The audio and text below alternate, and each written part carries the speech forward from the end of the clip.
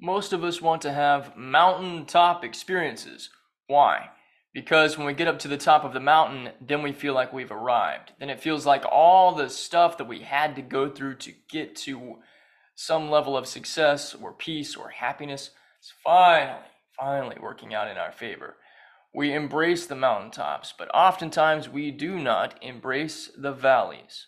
Why? Well, it's pretty obvious, dude. The valley sucks. But what if the valley is absolutely necessary for us to get to the mountaintop? And also, here's a really interesting point that I want to share with you today. What if after we get to the mountaintop, the place where we have overcome so much, there's another valley that awaits us? Because there's an even greater mountaintop that also awaits us.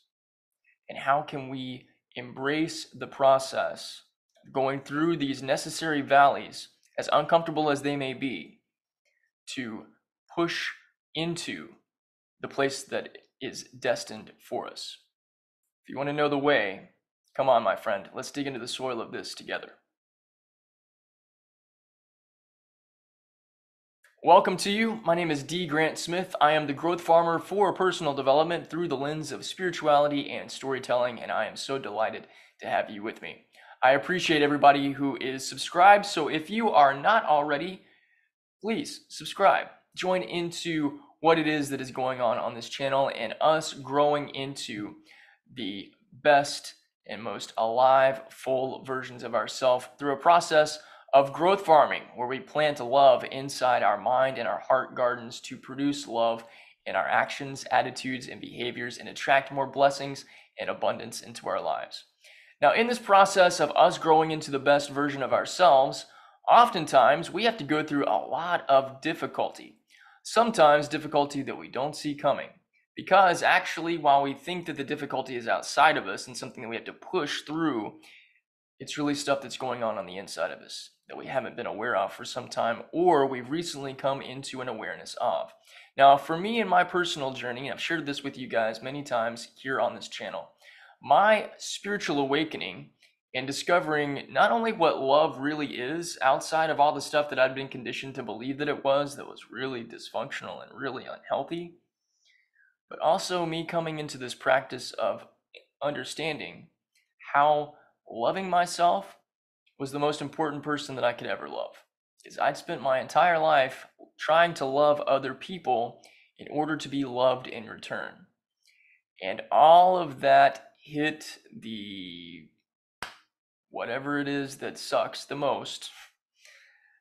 For me, it felt like 20 stories below hell, or 20 stories below rock bottom in the basement of hell, however you care to look at that. That was where I really began to understand that I had spent all of my life chasing, seeking, wanting something regarding love or appreciation or acceptance from other people because I was not giving that to myself.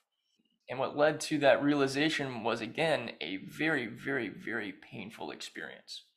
Now, that whole period of time was an immense, deep, dark, nasty valley. And it made Psalm 23 make a whole lot more sense for me. Yea, though I walk through the valley of the shadow of death, I will fear no evil, for you are with me.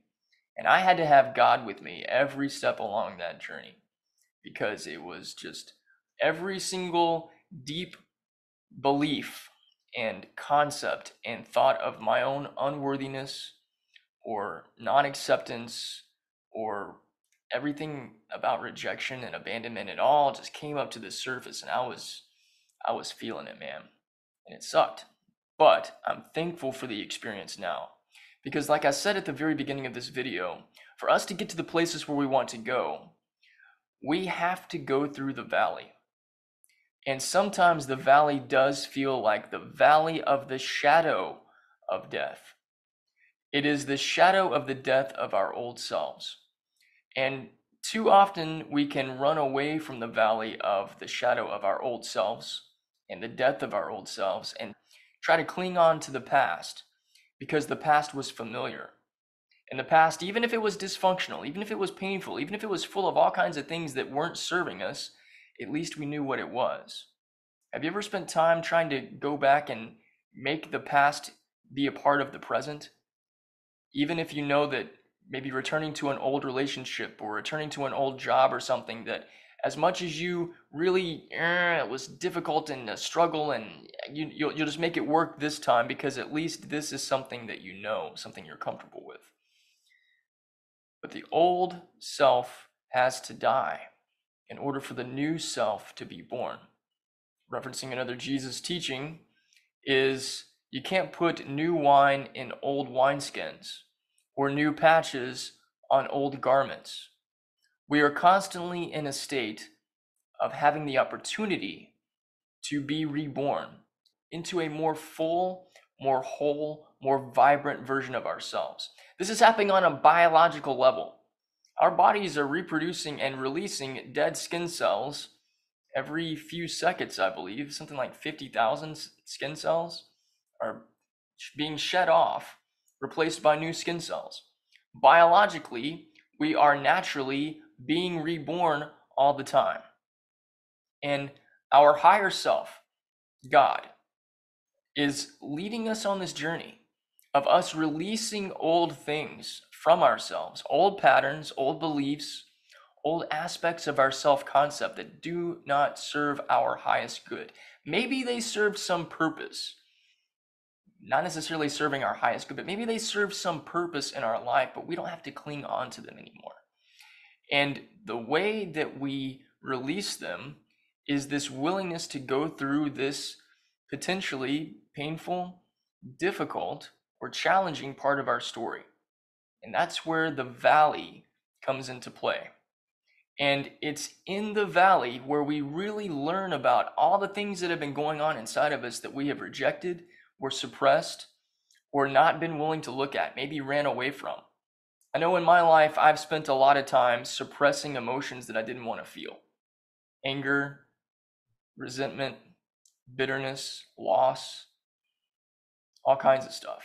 I would just press it down because, I'm supposed to be the happy guy. I'm supposed to be Mr. Positive. I'm not supposed to have a bad day. So I would just suppress that stuff. That was not being real to myself. I was also not being loving to myself, because those emotions need to be felt. They aren't going to go away unless they're given the room and the space to breathe, and the room and the space to be felt. And so sometimes in the valley is where these emotions, these things that we've suppressed for most of our lives, come up to the surface.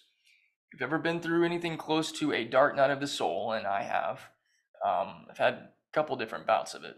And in just about all of those experiences, my whole body has gotten into a place where I didn't feel like I could move. I felt like I was paralyzed, actually. And I recognize now that so much of that was trapped, buried emotions that I had suppressed for a really long time, basically creating a mutiny, and all coming up to the surface all at once. And I just had to lay there and let myself feel them.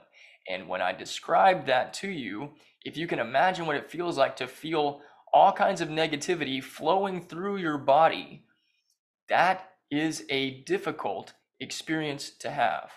But I recognize that that was a valley that I had to go through. And some of those valleys took a couple days. Some of those valleys took a couple weeks. Some of them have taken several months. Some of them have taken several years. And I used to not embrace the journey as much as I am now. But I recognize that every valley has a purpose. Maybe you feel like you're in a valley right now. Maybe there's some things that are going on in your life that have been going on for a very long time. Maybe there's some things in your life pertaining to your relationships, or to your business, or to your work, or to money, or to anything else. And it continues to be something that you are knocking against the door of, or you are butting your head against the wall about. And no matter what you do, no matter how hard you try, no matter what effort you put in, it's just not making any difference. Sometimes it's not about what we do. Sometimes it's about us just being still with ourselves, going within, and just asking for help.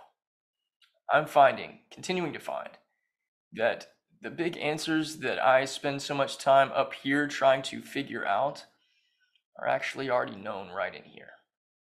I have to get this thing to stop trying to figure it out, stop trying to do all the work, and be still and be present inside the middle of this valley, as uncomfortable as it may feel. Because unless I'm willing to do that and level up myself and stop continuing to do things the way the old me did, and instead embrace a new system and a new way so that the new me can be born, that valley's never going to end. My prayer and my hope for myself, and my prayer and my hope for you, my friend, is that if you find yourself in a valley, that you will embrace the process, dig deep into the soil of it, allow yourself to see what's really going on. Maybe there are unconscious patterns, beliefs, stories that you've held on to that were never really your story, but you believed it to be true. And maybe your valley is about you taking the proverbial pen to your self-concept, like I talked about in a previous video, and rewriting that story. Maybe it's about you coming to terms with things that were never really serving you in your life to begin with. Be that relationships, stuff that you were involved in, different community groups, different people, different ideas about yourself. Allow yourself to see what it is that's actually not serving you and be willing to let that go so that you can move forward through the valley. Because I promise you, not only is there a beautiful mountaintop awaiting you, but every mountaintop requires us to go through the passage of the valley.